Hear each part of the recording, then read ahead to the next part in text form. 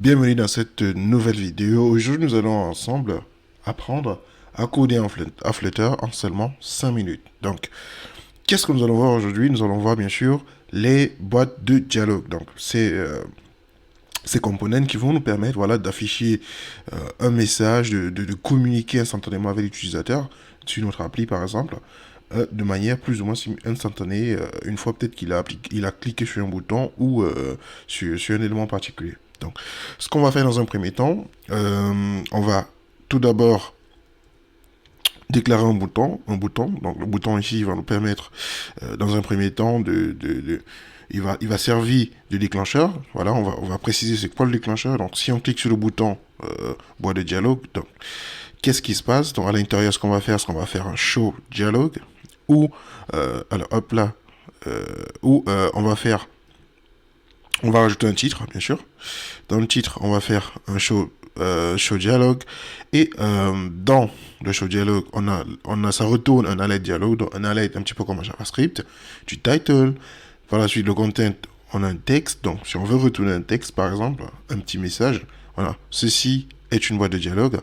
Et par la suite, on peut retourner des actions, donc par exemple des boutons de redirection et tout. Donc ici, dans notre cas, on va retourner plutôt un bouton pour fermer. Voilà, allez hop, tac. Un bouton pour fermer, voilà, pour fermer notre boîte dialogue une fois que l'utilisateur il ait pris connaissance du message qu'on voulait transmettre. Donc par la suite, on va prioriser un bouton fermé comme ceci. Là, allez, tech, alors fermer, et en cliquant dessus, ça devrait normalement fermer notre dialogue, notre boîte de dialogue, autant pour moi. Donc par la suite, allez, alors un floating button, non, alors texte, ce qu'on va faire, c'est qu'on va plutôt appeler un texte à la place du bouton, et on va rajouter un inkwheel, donc on va rajouter ça sur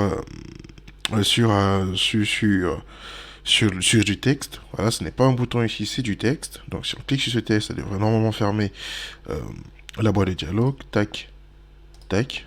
Voilà. Et de ce côté, ce qu'on va faire, c'est que voilà, ici, on a show dialogue. Donc on va changer un petit peu voilà, le texte du déclencheur. Donc à la place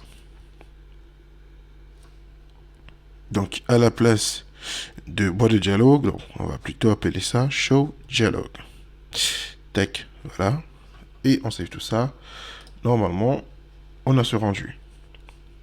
Merci de m'avoir suivi et abonne-toi.